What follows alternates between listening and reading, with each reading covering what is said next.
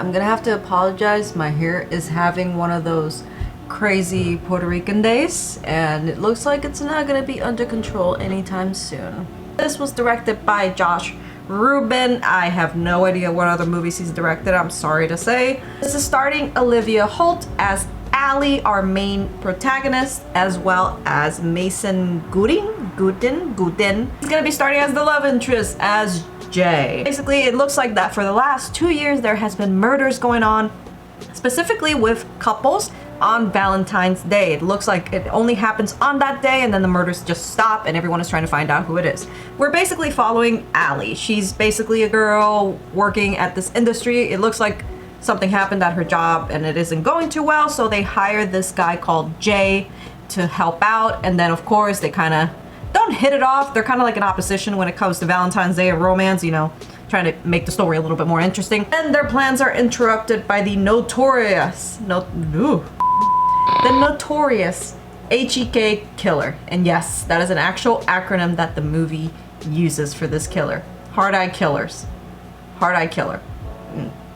Very creative too. Overall, what are my thoughts about this movie? I am kind of conflicted. I don't hate it, but I also agree that this movie is not great. Dialogue is like 50 Shades of Grey kind of dialogue. Very exposition, you know, we're gonna tell you everything, we're not gonna show you anything kind of deal. The movie starts off with the typical horror movie kind of slasher thriller thing. A couple doing their thing and then they get chased by this killer and they start making stupid decisions for no reason. There's a lot of moments where characters could have done something smart, but they don't in order to progress the story. There's a couple of those, not that many, but there are a couple. Example, when the couple starts getting chased for the first time and they end up going into a big dark forest in the middle of the city.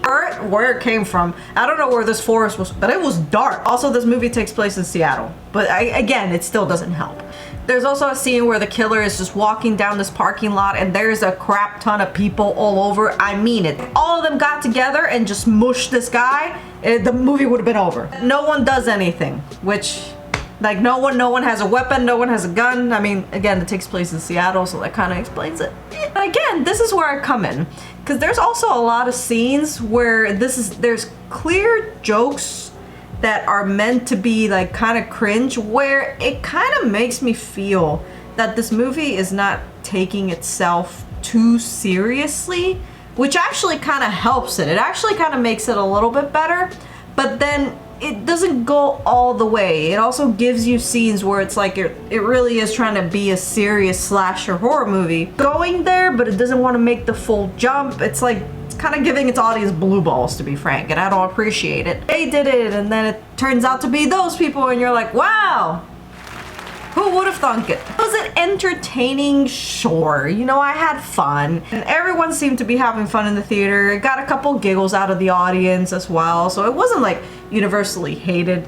The kills, honestly, were kind of disappointing. I'm kind of if you're gonna make a slasher movie that's not the greatest thing in the world, at least have it be a little bit on the creative, gory side, you know what I mean? Like, go full out, might as well. But it didn't. It kind of held back. There was like 1 or 2 kills that are kind of memorable, but everything else was kind of boring. The mask was butt ugly.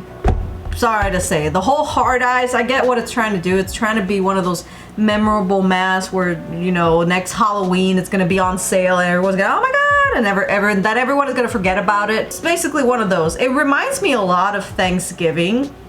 If any of you remember that movie, which is actually the first review I ever did.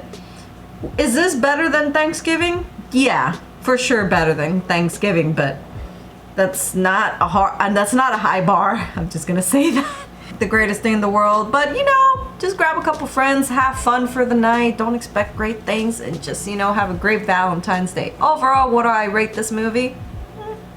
About a 4. I'll give it a 4 out of 10. Sorry guys, I'm being generous. I'm legitimately being generous, okay? HEK killer, very creative, honestly. It was the best thing ever. Anyway guys, that's my review. I hope you enjoy. I'll see y'all for the next one.